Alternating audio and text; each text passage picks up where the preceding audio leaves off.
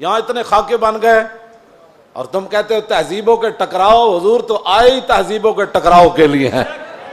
تہذیبیں نہیں، حضور آ گئے. ہم ان تہذیبوں پر تھوکتے بھی نہیں ہیں جن کو تم تہذیب کہتے ہو. جن کو اپنی ماں اور بہن کا پتہ نہیں ہے وہ کون سی تہذیب ہے؟ ہاں جی.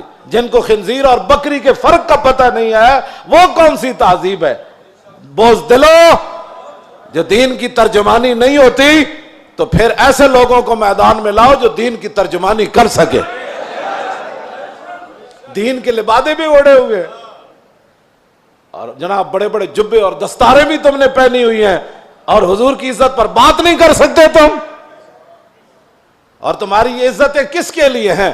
سنو، یہ سارے بہت سارے لوگوں کے مرید ہوتے ہیں اور میرے بارے میں پھر کہتے ہیں آپ نے ہمارے پیر کے بارے میں. میں تو پیر فقیر کے بارے میں بات کرتا ہی نہیں ہوں. داتا صاحب کتنے بڑے پیر ہیں. داتا صاحب نے پتہ کیا لکھا؟ ولی کی ساری زندگی نبی کے ایک سانس کے برابر نہیں ہے.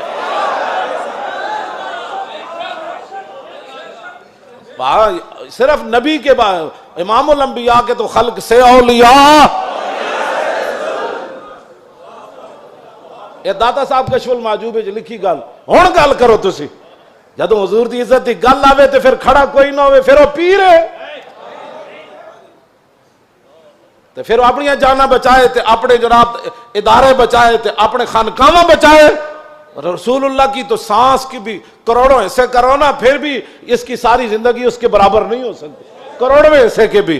یہ تو داتا صاحب نے صرف انبیاء کی بات لکھی ہے. رہ گئی حضور کی بات تو خلق سے اولیاء اور فاق النبیین فی خلق وفی خلق ولم یدانو فی علم ولا کرم وکلہم من رسول اللہ ملتمس غرفا من البحر اور رشفا من الدیم وواقفون لدے عند حد من نقطۃ العلم او من شکلۃ الحکم.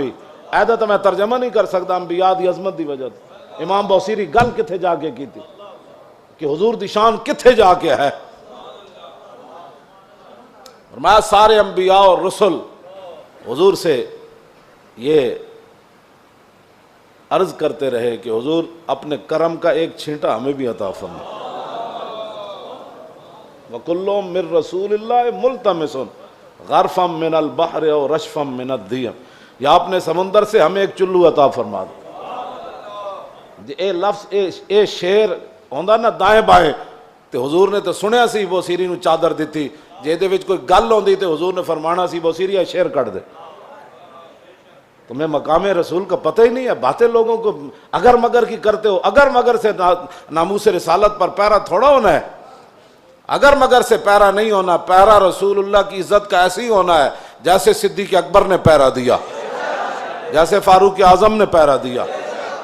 باقی رہ گیا حضور کا جلال, تو وہ میں آپ کو پڑھ کے سنا دیتا ہوں کہ حضور کا جلال کیا تھا. مولا علی راوی ہیں اس کے. اب مولا علی کیا کہتے ہیں, غزوہ خندق کے موقع پر جب رسول اللہ پہرا دے رہے تھے ہمارے ساتھ کھڑے ہو کر, 25,000 کا لشکر خندق کے کنارے کھڑا ہے اور وہ یہ چاہتے ہیں کہ عمر بن عبد ود کی طرح ہم اپنے گھوڑے دوڑا کر خندق کو عبور کریں اور مدینہ پاک پر حملہ آور ہو جائیں, حضور پر حملہ آور. حضور خود پھر تلوار پکڑ کے کھڑے ہو گئے. اور جب رسول اللہ بھی کھڑے تھے وہاں تو سورج غروب ہو گیا. حضور کی ظہر کی نماز بھی قضا ہو گئی. جب عصر کی نماز قضا ہو گئی تو محبوب, یہ بھی حضور کی رحمت للعالمین بھی ہے, یہ بھی خلق عظیم ہے. تم نے کون سا خلق عظیم کی مثالیں دیتے ہو؟ مائی کوڑا پھینکتی تھی اور تم یہ باتیں لوگوں کو سکھاتے ہو فلاں کو معاف کر دیا. وہ حضور کا اپنا حق تھا, معاف کیا. امتی کو حق نہیں بنتا کہ وہ حضور کی طرف سے خود منصف بن کے لوگوں کو معاف کرتا رہے. یہ قیامت کو فیصلے ہوں گے کہ رسول اللہ نے کس کو معاف کیا اور کس کو معاف نہیں فرمایا. ہم کون ہوتے ہیں حضور کے حق معاف کرنے والے؟ اب جب سورج غروب ہو گیا تو ذرا سنیں حضور کا دعائے جلال کیا تھی.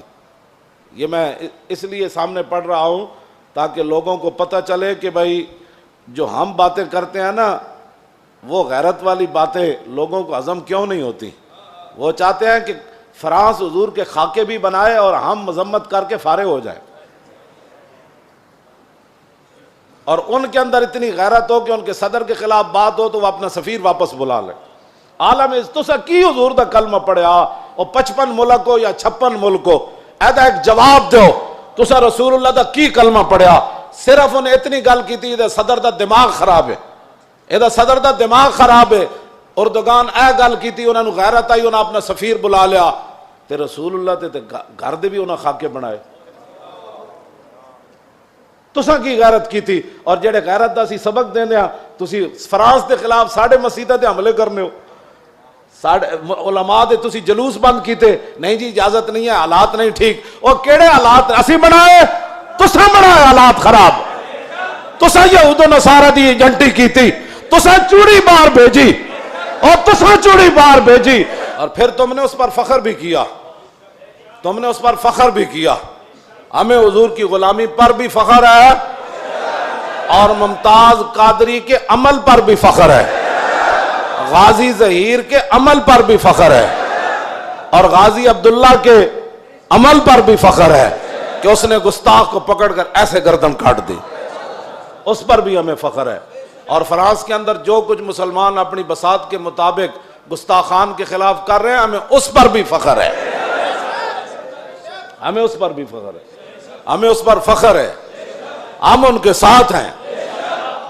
تم گستاخ کو چھوڑ کر کہتے ایک چھوٹے سے گروہ تھا اور ہم نے اس کو اندر کر دیا اور چوڑی کو چھوڑ دیا، تم نے اس پر فخر ہے، اور اس فخر پر قائم رہنا، دنیا میں بھی قائم رہنا ہے تم نے، اور قبر میں بھی قائم رہنا ہے، کل حشر میں بھی تم نے اس پر قائم رہنا ہے۔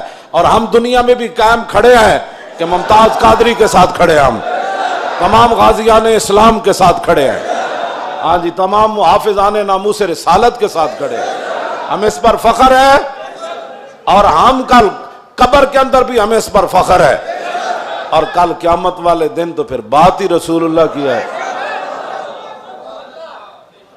حضور کا جلال دیکھیں، حضور کا جلال دیکھیں، حضور نے کیا فرمایا؟ جب سورج غروب ہو گیا تو عن علی، مولا علی کہتے ہیں ان رسول اللہ صلی اللہ علیہ وسلم قال یوم الخندق ملا اللہ بیوتہم وقبورہم نارا کما شغلونی عن الصلاۃ الوسطی حتی غابت الشمس۔ مولا علی فرماتے ہیں جب سورج بالکل قریب جا پہنچا اور غروب ہونے کے جب قریب ہوا تو حضور نے اس وقت کیا فرمایا؟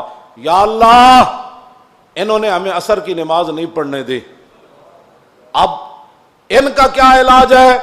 یا اللہ ان کے گھر بھی، ان کی قبریں بھی آگ سے بھر دے۔ یہ بھی تو بتاؤ نا خلق عظیم، یہ بھی لوگوں کو بتاؤ۔ کہتے حضور نے یہ جملہ فرمایا، ادھر سورج غروب ہو گئے، تو یہ بھی بتاؤ کہ رسول اللہ نے کیا بات فرمائی پھر اس موقع پر۔ یہ تم نے حدیثیں سنائی ہوتی نا تو کسی کافر کی جرت نہیں تھی کہ وہ حضور کے بارے میں بات کرتا۔